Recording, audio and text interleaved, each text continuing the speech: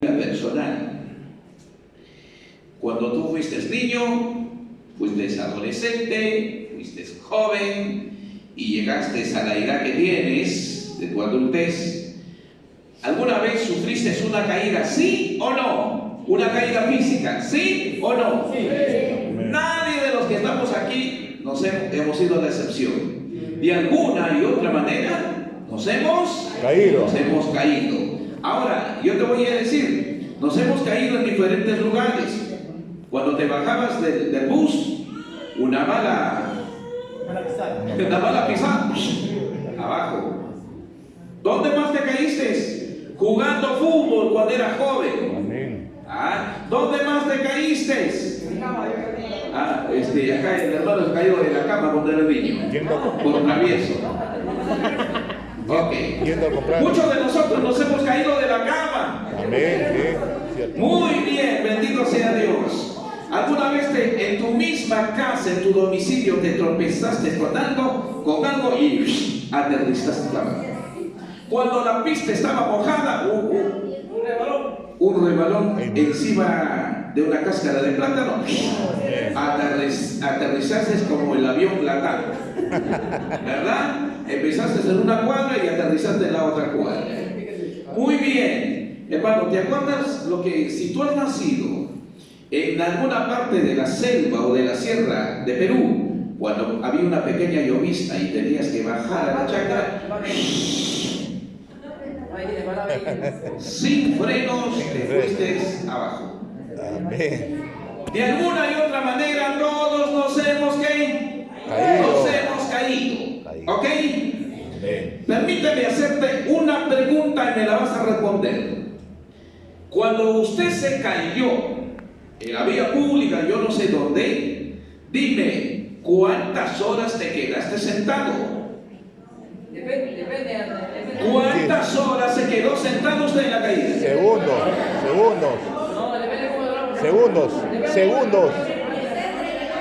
Horas no, segundos. Ajá. El hermano Oscar dice horas no. Segundos. Ninguno de nosotros nos hemos quedado sentados ahí. Que venga la grúa a levantarte. Ok. Pregunta 2. A ver, silencio. Pregunta 2. ¿Cuál fue su reacción cuando usted se cayó? ¿Cuál fue su primera reacción? ¿Qué hiciste? ¿Sabe qué es lo primero que hace uno cuando se cae? Lo primero que haces es esto. ¿Verdad? ¿Para qué giras tu rostro? Para ver qué le está viendo. Para ver si alguien te estuvo mirando, observando. Número 2, usted mira y luego te levantas como el resorte y sigues caminando. Alguien dice gloria a Dios. Gloria a Dios. Hermanos, alaba a Cristo Jesús. Gloria a Dios. Así que nadie de nosotros el día que se cayó no se quedó ni un mes, ni una semana, ni una hora, ni un minuto, sino inmediatamente cae, se levanta, toma fuerza, se sacude y sigue su ruta caminando. En esta noche quiero hablarte de una de las labores, de una de las funciones que Dios hace para con sus hijos. En el versículo 8, Dios hace 3 cosas. Número 1, dice el autor David, el salmista David dice, número 1, Jehová abre los ojos ¿a quién? De los ciegos. ¿Sabe por qué usted y yo estamos aquí? Porque Dios un día abrió nuestros ojos espirituales. La peor ceguera que adolece la humanidad no es la miopía, no es la carnalidad. La peor ceguera que adolece la humanidad es la ceguera espiritual. Nosotros en otro tiempo estuvimos ciegos en el mundo, pero gracias a Dios y a su palabra estamos aquí mirando la luz. Gloria a Dios. Segundo, dice que Dios levanta al caído y 3, Jehová ama a los justos. Queridos hermanos en el Señor, tengo que decirle algo. Una cosa es caerse en la superficie, pero otra cosa es caerse en un hoyo. ¿Está notando usted la diferencia? Amén. Una cosa es caerse aquí, en la vía pública, pero otra cosa es caerse ¿dónde? Un hoyo, En un hueco. hoyo. Si usted cayera en un hoyo, ¿qué es lo primero que haría? ¿Pediría qué? Auxilio. ¿Pediría qué? Auxilio. Auxilio. David, en este versículo 8, voy a subrayar la palabra caído. Una de las labores y de las funciones que Dios hace es llevar a cabo. Por eso dice Jehová levanta. Esa palabra levanta es una acción de Dios para ayudar o socorrer a alguien. ¿Amén o no amén? Amén. Ahora escuche. Dios está dispuesto para auxiliar al que cae, al que resbala. Él no te va a dejar abandonado. Él no va a ser indiferente cuando vea a uno de sus hijos caído.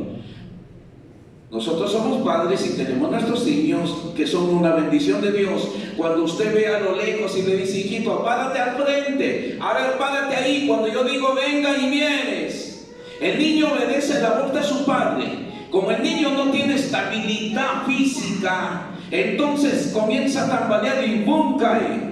¿Qué hace usted como papá? No va con la correa y le remata encima, sino que usted va, lo toma en sus brazos y le dice, mi campeón, tú puedes. Así es Dios también. En esta tierra nadie, Pablo dice, el que cree que está firme, mire que no Caiga. a veces de manera negligente o de manera premeditada hemos caído en un hoyo, pero de ahí Dios nos ha levantado. Cuando dicen amén, Amén. a su nombre, Gloria a Dios. gloria a Dios. Gloria a Dios. Este versículo 8, en la cual David se inspira y escribe, está explicando la figura de una persona abatida, de una persona triste, de una persona sin esperanza, sin angustia, de una persona que cuando cae se siente frustrada y turbada y no hay la manera como salir de un pozo. Así que el ser humano cuando cae en un pozo necesita las fuerzas de alguien, ¿verdad que sí? Necesita las fuerzas de alguien. Por lo tanto, hermano, nunca usted se sienta abatido, nunca se sienta derrotado, nunca pierda la esperanza, porque siempre la mano poderosa de Jehová está presta para auxiliarnos. Gloria a Dios. Aleluya. Gloria a Él Dios. es experto en socorrer. Él es experto en auxiliar. Cuando usted le clama, dice, Padre, sácame de este hoyo, sácame de esta situación. Siempre Dios va a auxiliar a sus hijos. Amén o no amén. Amén. Dios es poderoso en levantar a los caídos. ¿Le cree o no? A los que creen en Él, Él es poderoso.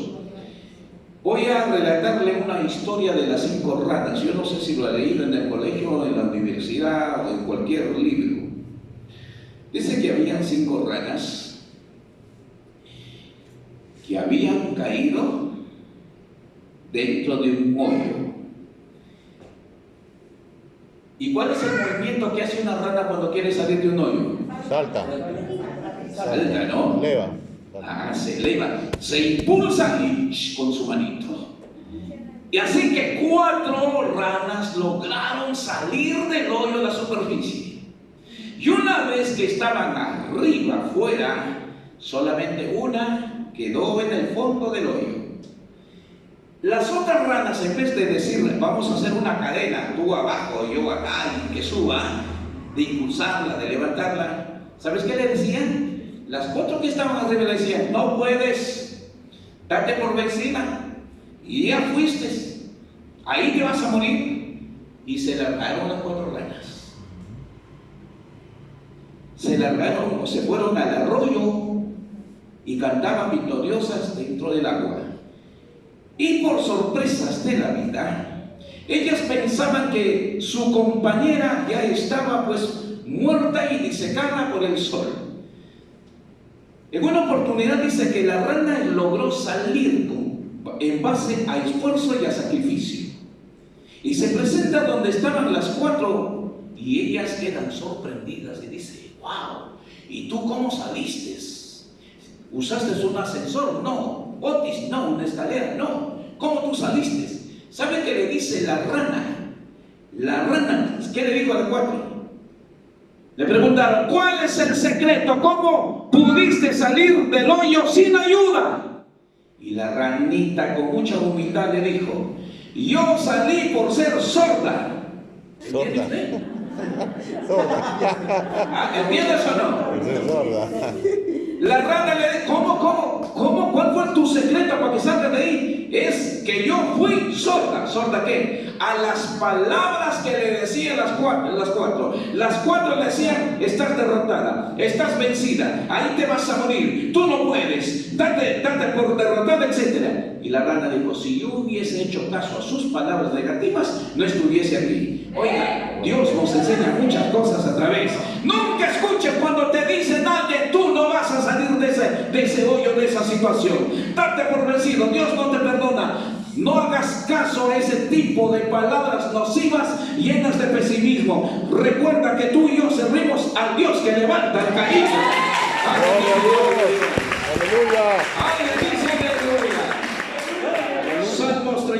Génesis 37. Muchos creyentes no están en un hoyo físico, pero sí están en un hoyo espiritual. Están en un hoyo que simboliza problemas donde no pueden salir. Señor, ¿qué hago? ¿Cómo puedo salir de la situación que estoy pasando? Salgo de ahí y me meto en otro hoyo, en otro problema. Vayamos al libro de Génesis. Génesis capítulo 37. Usted lo conoce de memoria este relato. Génesis 37, versículo 24. ¿Listos, hermanos? Dice, y le tomaron y le echaron en la cisterna, pero la cisterna estaba vacía. No había En ella agua. Usted lo conoce de memoria, pero voy a explicarte algo. Las cisternas del Medio Oriente en la época de José, no vaya a pensar que las cisternas son las que llevan agua por la altura de Zapayán y por el cerro. No. Muchos ya se le viene a la mente, sí, pastor, cisterna es el carro que va por ahí. No. Las cisternas en el Medio Oriente, según la cultura hebrea, las cisternas eran labradas en piedra, así. Labradas en piedra, ¿me está escuchando? Amén. ¿Para qué labraban y hacían hueco? Para almacenar agua. ¿Me está oyendo? Agua. Entonces esa agua, muchas veces, esas cisternas labradas en piedra podían almacenar algo de 2,000 hasta 3,000 hasta 5,000 metros cúbicos de agua, tipo reserva, un reservorio, correctamente. Pero esas cisternas también servían ¿para qué? Léame por favor el siguiente versículo. Léame el siguiente versículo, te voy a explicar. Intentaron a comer pan. Jeremías 38:6. Te estoy explicando en los tiempos de José, las cisternas eran hechas, labradas en la piedra para almacenar agua, para el tiempo de sequía que se usarían en la agricultura, como también para bebida de los seres humanos de esa época.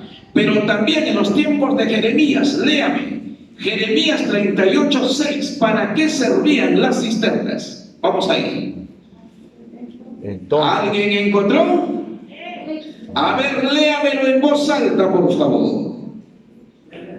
En voz alta. Entonces tomaron ellos a Jeremías y lo hicieron echar en las cisternas de Malaquías, hijo de Amelec, que estaba en el patio de la cárcel, y metieron a Jeremías con sogas y en las cisternas. A ver, hermanita. ¿Cómo lo metieron a Jeremías? Con sogas. ¿Con qué dice? Con sogas. Con sogas. Entonces, el autor Jeremías, la Biblia nos está enseñando para qué servían las cárceles en aquella época. ¿Cómo qué? ¿Cómo qué? Como cárceles, como prisiones. Las cisternas. Correctamente las cisternas que estoy hablando. Las cisternas en el Antiguo Testamento sirvieron para dos funciones. Número uno, para almacenar agua para los tiempos de sequía, pero ahí vemos un hecho en el Antiguo Testamento, que las cisternas también servían como cárceles. A Jeremías lo echaron por medio de una soga. Ahora vamos al libro de Génesis, estamos explicando 37:24. Dice, y le tomaron y le echaron en la cisterna. Este relato bíblico nos está recordando quiénes lo echaron en la cisterna, José. ¿Quiénes fueron? Sus hermanos. Sus hermanos biológicos, de carne y sangre. Pero miren lo que dice la Biblia, y le tomaron. Quiere decir que los hermanos usaron la violencia. Amén. Usaron la violencia. Algunos seguramente lo agarraron. Ya, tú agárralo de los pies, yo de las manos, tú de la cabeza. Y los hermanos no le dijeron, Josécito, ven por favor, échate ahí, mira que con delicadeza te vamos a meter debajo de él. No, lo tomaron con furia. Recuerden que los hermanos de José tenían envidia, estaban en discordia, en una familia disfuncional. Es decir, la familia de José vivía un ambiente tóxico, parecía la Tercera Guerra Mundial. Entre familias que habían serios conflictos, que ese serio conflicto los llevó a echarlo dentro de la cisterna, pero dice, pero la cisterna estaba vacía, no había en ella agua. Entonces usted está entendiendo para qué se usara. Ahora, queridos hermanos en el Señor, estamos viendo aquí quiénes lo echaron a la cisterna a José. Sus hermanos. Muchas veces tu propia familia te va a meter en la cisterna. Tu propia familia biológica, tu papá, por el hecho de haberte convertido a Cristo, por el hecho de haber tomado la decisión sabia e inteligente de ser hijo de Dios. Muchas veces nuestra propia familia. Pregunto, ¿para qué cree usted que los hermanos lo echaron en la cisterna, José? ¿Para qué? Para que se ahogue. Pero no había agua. Te voy a decir una cosa, hermano. Si tu propia familia te está echando en la cisterna, y una cisterna era profunda, ¿amén o no amén? Mira, lee por favor conmigo el capítulo 39. Dios te va a dar una palabra de consuelo. Si tú estás dentro de una cisterna y no sabes cómo salir, y en una cisterna te desesperas, te angustias, mira lo que pasó con José cuando estaba pasando toda esta situación.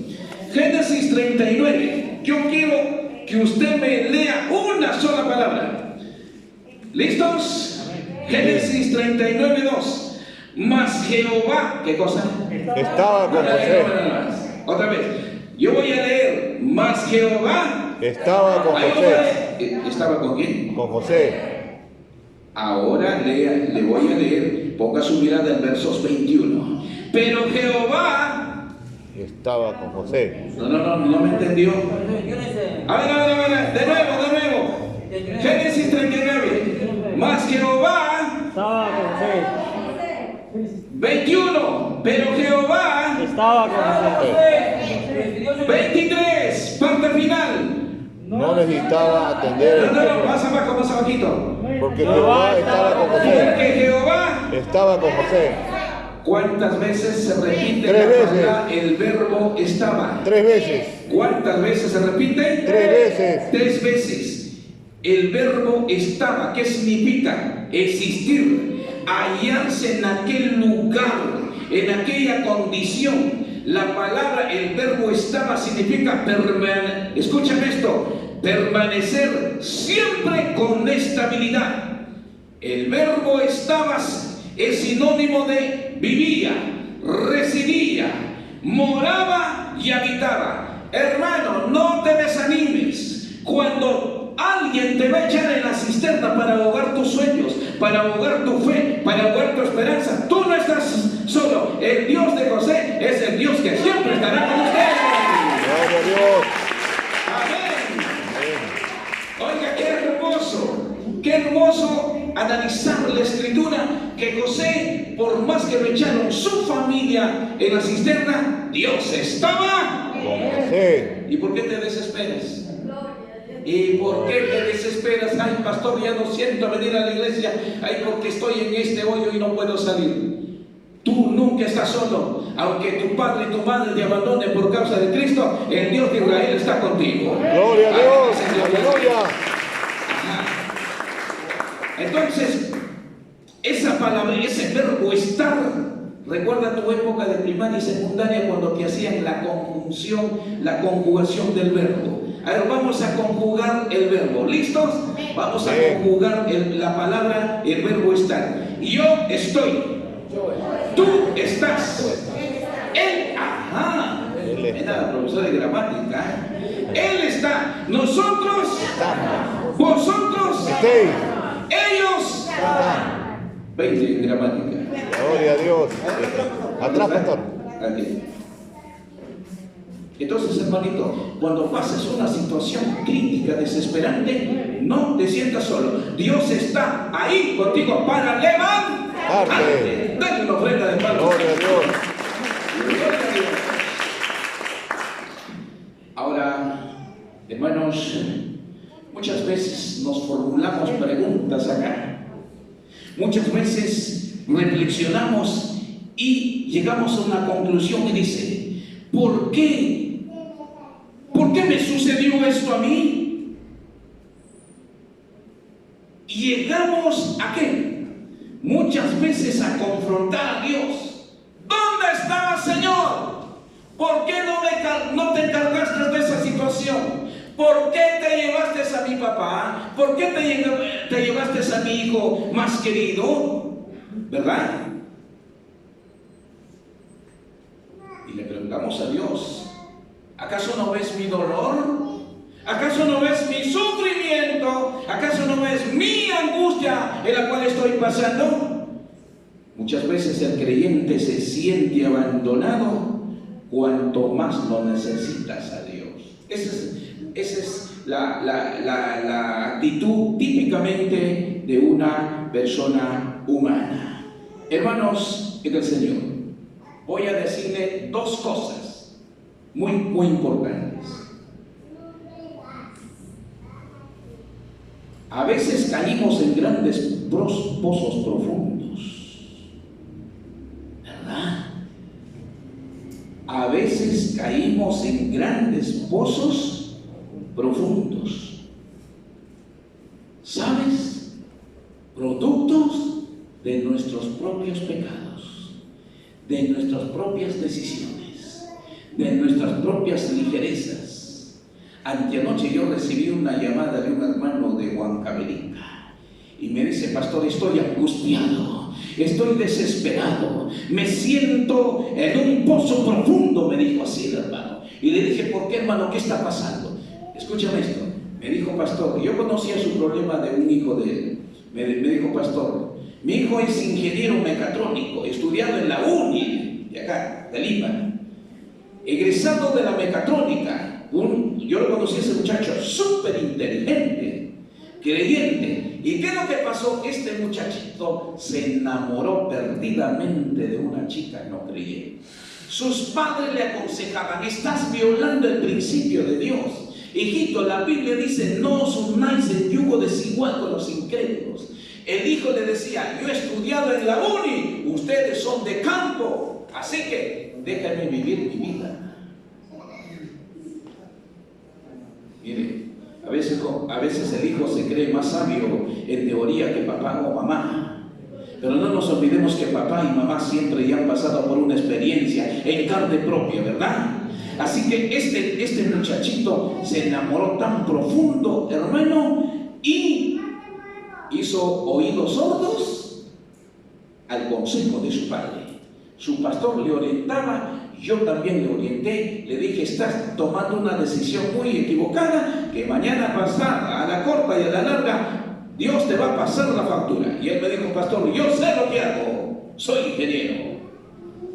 Muy bien, mi señorita, será como usted diga.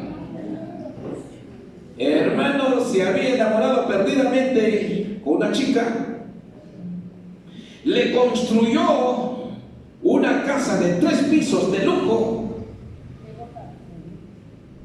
Antenoche me llama su papá desesperado. Me decía, pastor, estoy en un pozo, que no sé cómo, ¿qué pozo? ¿Te está ido? No, me dice, estoy en un pozo lleno de problemas por causa de mi hijo. Me está a punto de darme paro cardíaco, pastor. Y le digo, ¿qué ha pasado? Me dijo, pastor, mi hijo lo acaban de botar de patitas de la casa de la chica. Y encima lo han denunciado por lesiones. Pregunto, ¿quién se metió en ese hoyo? Él mismo se metió en su propia cisterna. Por eso te digo, ¿sabes cuál es lo que nos lleva a meternos en el hoyo, en la cisterna? Nuestros propios pecados, nuestras malas, ¿de qué? Nuestras malas decisiones, las ligerezas. ¿Me están escuchando? Te pregunto, ¿no estarás metido en una cisterna que no sabes cómo salir de ahí? No lo culpes a Dios, no lo culpes a papá, no lo culpes a mamá. Hay que culparnos nosotros mismos por nuestras malas decisiones. Salmo 113, vamos ahí. No lo culpes a Dios. Salmo 113. Bendito sea el Rey. Vayamos con el libro de los Salmos. Salmo 113, por favor, versículo 7. Vamos ahí, queridos hermanos. A su nombre. Gloria a Dios. A su nombre. Gloria a Dios. Sigamos, hermanos. Salmo 113 dice la Escritura. ¿Listos, hermanitos? Amén. En voz alta, por favor. En voz alta dice. Él ¿Quién levanta. él? ¿Quién él? Dios, Jehová. No, ¿quién él? Jehová. Ahí, esa palabra él es un artículo singular. Él se refiere A Dios. a Dios. Él levanta Del pobre, del polvo. ¿A quién? Al pobre. Al pobre. Y al menesteroso Alza. ¿de dónde? Del muladar. Una cosa es polvo y otra cosa es muladar. Luego le voy a explicar. Mira lo que hace Dios. ¿Para qué levanta al pobre? Perdón, del polvo al pobre. ¿Por qué objetivo razón levanta al menesteroso del muladar? La respuesta está en el versículo 8. ¡Aleluya esta palabra! Para hacerlo sentar, ¿dónde? Con los príncipes. Con los príncipes. ¿Y con los príncipes de qué? De su pueblo. De su pueblo. Queridos hermanos, aquí hay dos cosas que hace Dios y que muchas veces el hombre no lo puede hacer. Pero papá Dios no conoce límites. Amén. Amén. Lo que es imposible para los hombres, para Dios todas las cosas son posibles. El autor del Salmo dice, Él levanta del polvo al pobre y al menesteroso alza. ¿De qué? Del muladar. Del muladar. Escuche. ¿Qué cosa era el muladar en el Antiguo Testamento? Muladar. ¿Qué cree usted que era? ¿Todos? ¿Plaza Vea? Ajá. No. El muladar. Escuchen. A ver. Estamos. ¿Este es Puente Piedra? Sí, ¿no? Puente Piedra. A ver. Yo no sé si usted tiene conocimiento. Todos los residuos, la basura que cada familia acumula y luego lo saca para que venga el carro recolector de basura, todos esos montículos y cerros de basura, ¿a dónde lo llevan? Al relleno sanitario. Al relleno. ¿Pero dónde? ¿Dónde queda eso? Zapallar. Zapayal. Ah, Zapallar. Ok. ¿Sabe qué era el muladar? El muladar era el lugar donde se amontonaba toneladas y toneladas de basuras, de desechos, de comida o objetos inservibles. Amén. Amén. Cuando usted, si usted tuviese la oportunidad de mañana pasar por donde botan todo eso, ¿cómo pasa usted? Tapándose la nariz. ¡Ajá! Usted no va a pasar salvaje. Cuando nosotros pasamos por un lugar donde se amontonan los desechos, la basura, número uno, hay un lugar que apesta, repugnante, hediondo, ¿verdad? El muladar en el Antiguo Testamento era donde se arrojaba el estiércol de los caballos. Por eso su palabra dice muladar. Vienen donde se amontonaban los caballos, las mulas y los burros. Esos excrementos, donde se orinaba, lo juntaban y lo llevaban allá.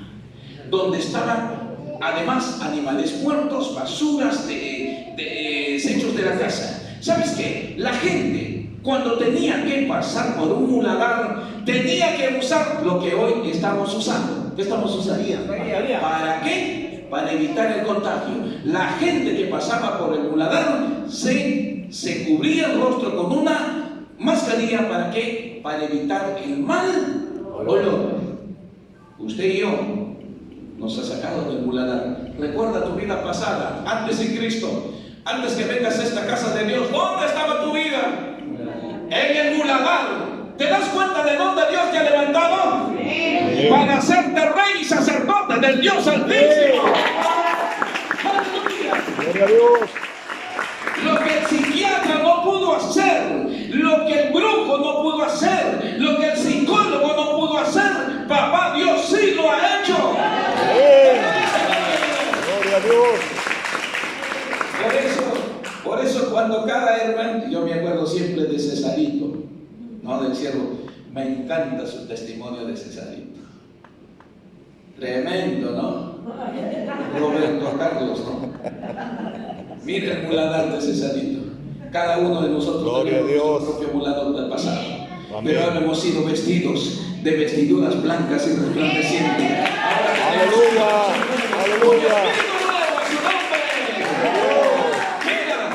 No te olvides que Dios levanta del muladar al menesteroso. Amén o no amén. Amén. Dime, ¿quién fue Rahab en el Antiguo Testamento?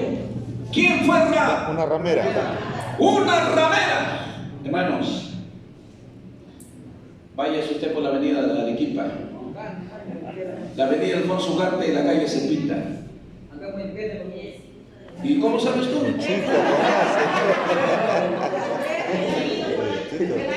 Cuidadito, ¿no ves? Pregunta nomás, pregunta. Ya está, ahí nomás.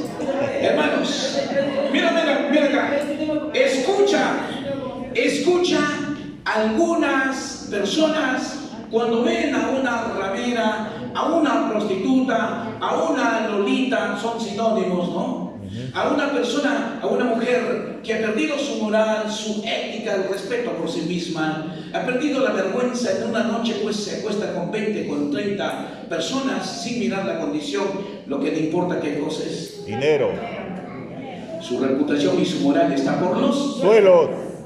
Rahab, en el Antiguo Testamento, era una prostituta desechada por la sociedad, murmurada igual que hoy. Le voy a decir, nunca murmure contra una prostituta, nunca murmure contra un homosexual. El deber de la iglesia, ¿qué cosa es? Orar. Porque así como esas prostitutas, esos homosexuales están en el muladar, tu vida y mi vida en otro tiempo también era. Porque hemos llegado acá, a veces por las oraciones de papá, de mamá, de los pastores, de los hermanos, hasta de un vecino hemos llegado acá. Ahora te voy a decir, una prostituta no tenía ni valor. Por eso dice, escucho en la cultura en el siglo XXI, a una prostituta dice que es el oficio más antiguo de ¿qué? Del mundo.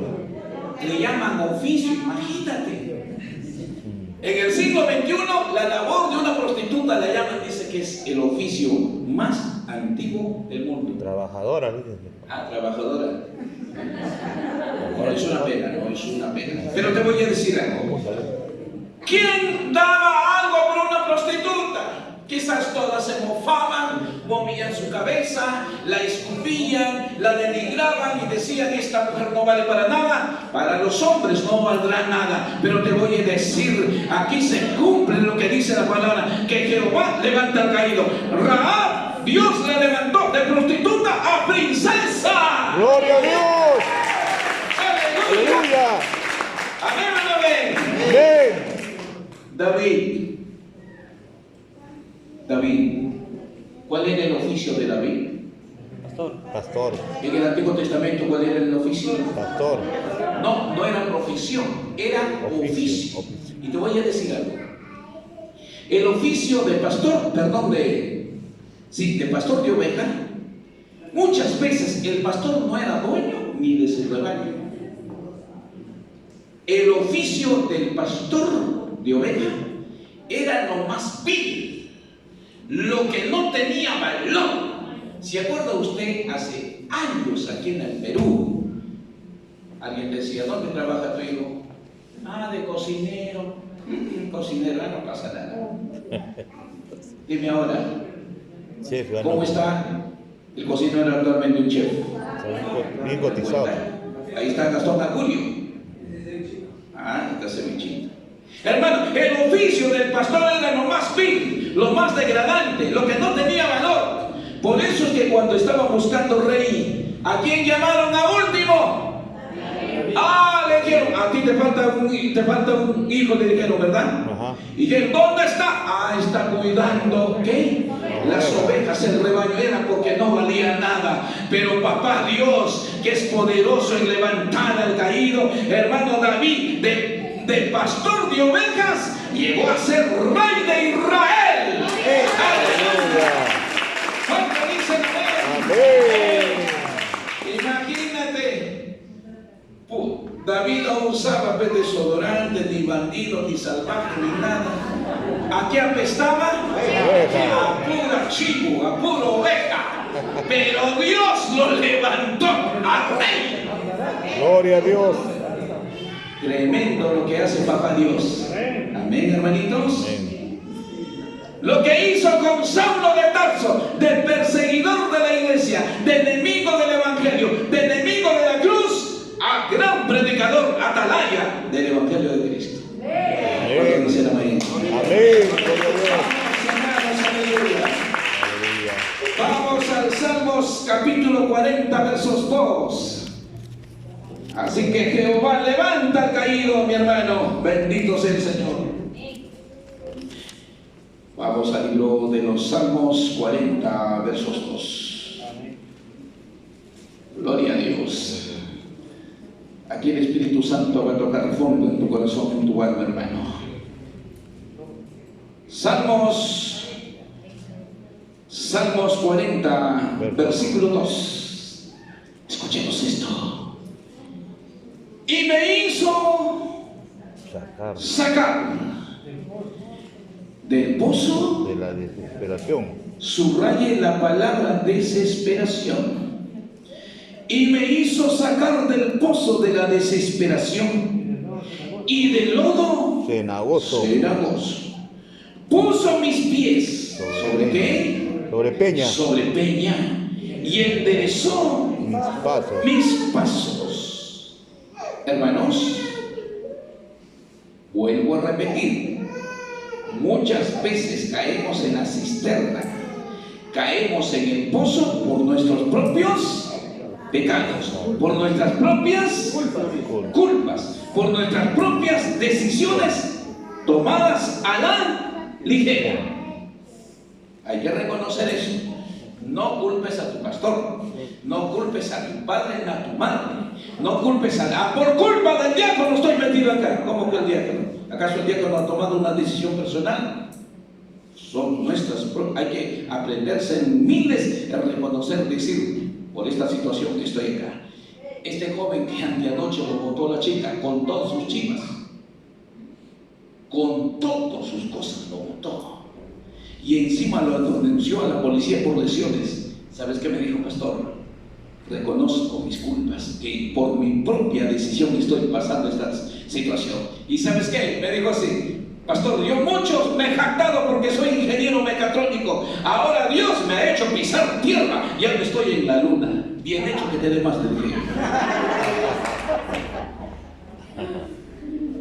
A veces, cuando caemos a la cisterna y pedimos auxilio, eso nos hace madurar.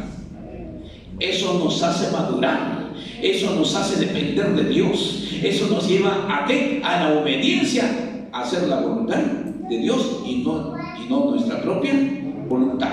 David narra un episodio no tan bueno. David dice en el verso 2: y me hizo sacar del pozo de la desesperación. Yo no sé si usted conoce Pucallpa. ¿Sí? Hace un mes estuve en Pucallpa comiendo mi carachama, mi tacacho y lagarto ahumado con yuca, lo máximo. ¿Ah? Mire usted, cada familia, por lo general, cada familia de los hermanos pucallpinos, a su costado tienen un pozo tubular. ¿Cómo sacar? Ese pozo tiene 15, tiene 20, 30 metros de profundidad. ¿Y cómo sacan agua? Con balde, con una piedra. Los pozos son profundos. El pozo o la cisterna donde le echaban a José para que se ahogue era profunda. El pozo que servía como cárcel para Jeremías era profundo. Ahora veamos del pozo que habla David. Ahora David dice: y me hizo sacar del pozo de la desesperación. ¿Qué? Pregunto, ¿alguna vez has entrado en un estado de desesperación? ¿Sí? ¿Qué sientes cuando estás desesperado? ¿Qué sientes? ¿Qué experimentas? No hay solución. No hay solución. Se me fue ella. Tanto la amaba. En enero nos íbamos a casar. No te estoy diciendo a ti, hermano. Tranquilo, muchacho. A mí el pastor no me contó nada. Yo estoy hablando en general. Queridos hermanos, escuchen. Te voy a definir qué es la desesperación. Es un estado emocional donde la persona pierde ¿qué? ¿Qué pierde? Juicio. ¿Qué pierde? La prudencia. ¿Qué pierde? La prudencia, la cordura. Dígalo. Pierde la esperanza. Escúchame. En esta situación del coronavirus, cuando tu familiar lo llevaron al hospital y te dijeron que está en cuidados intensivos, la persona humana entramos en un caos, en un estado. Ahí dice solamente: ajá, me resigno. Lo que Dios diga, Él tiene la última palabra. Solamente en Él tenemos esperanza. Hermanos, cuando usted ha entrado en un pozo profundo de algún problema, de algún pecado que te llevó allí, uno se siente verdaderamente desesperados, que te falta la paciencia. Escúchame, cuando la persona entra en la desesperación, te llenas de angustia, ¿verdad? Te llenas de perturbación, se te altera la presión, se te altera el corazón, te llenas de tristeza y por último de tormenta. Escúchame, ¿por qué David dice del pozo de la desesperación? Escúchame, David está narrando, cuando dice pozo, estaba hablando de una caverna oscura o un pozo subterráneo donde David comenzó a escuchar ruidos horribles.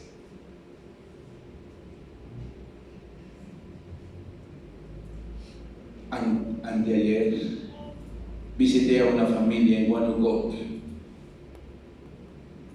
y me decía una señora que visité, me Me dice, pastor, aquí todos los días entro en desesperación, especialmente por las noches. ¿Por qué, hermana? Me dice, pastor, cuando estoy cerrando mis ojos veo un tremendo hombre negro que viene y me agarra de mi cuello. Mi vida se caracteriza por vivir en desesperación. Fíjese usted, de día y de noche en esa propia casa.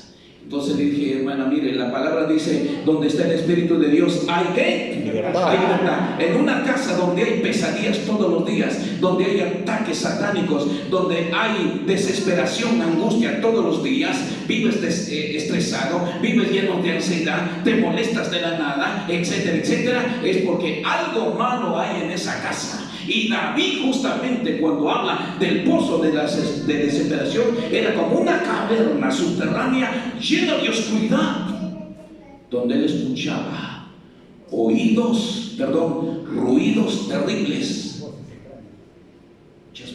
cosas extrañas. Y David justamente eso nos enseña y nos explica. A veces, hermanos, pasamos momentos tan críticos en la familia, en el matrimonio, en la salud, etcétera, etcétera. Cuando uno se siente desesperado, ¿qué dices? ¿Qué dices? Imagínate cuando tú estás dentro de un pozo de 15 metros. ¿Qué dices? ¿Qué pides? ¡Auxilio! ¡Ayúdenme! ¡Llamen a los bomberos!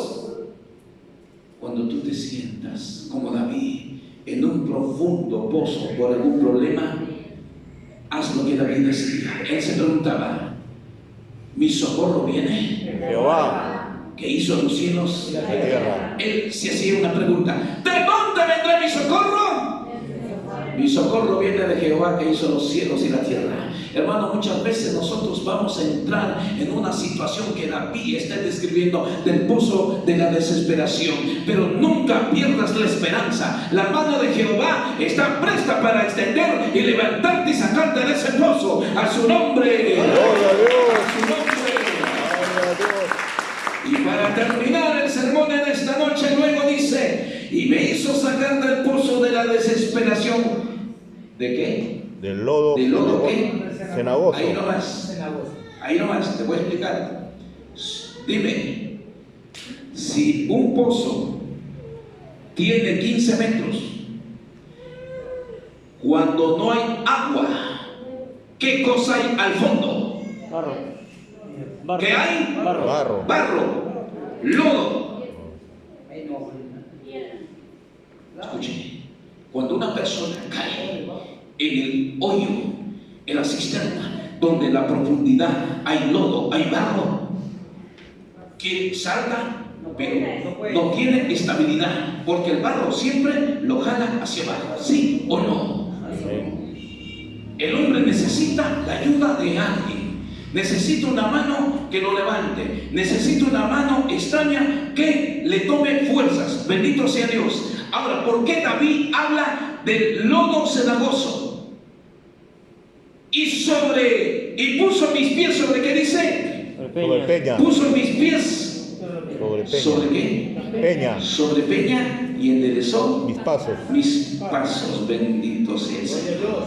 Mire, cuando un creyente cae en el pozo de la desesperación por tu propio error, por tu propia mala decisión, ¿sabes qué? En el lodo no hay firmeza. En el barro siempre saltas y te vas a resbalar. Pero cuando tú confías en Dios, eres sincero, eres humilde en reconocer tu propia falta, entonces Dios te levanta y te hace poner tus pies sobre la peña. La peña es Cristo Jesús, su palabra y su bendita promesa. Gloria a Dios. Aleluya. ¿Me entendió, hermano? Amén. David nos narra que el hombre luchaba por salir del pozo, pero se resbalaba y se enlodaba más, hasta que necesitó la ayuda de Dios. Queridos hermanos en el Señor, así que en esta noche Dios no solamente levanta al caído, sino que Dios también abre nuestros ojos. Cuando enfrentamos los momentos difíciles de nuestra vida diaria, hermanos, siempre hay una solución. Dios siempre nos da una salida que está a nuestro alcance para poder usarlas a fin de salir del pozo de la desesperación. Amén, Gloria a hermanos. Dios. Póngase de pie en el nombre de Jesús. Póngase de pie, queridos hermanos, en el Señor. Dios tenía esta palabra para cada uno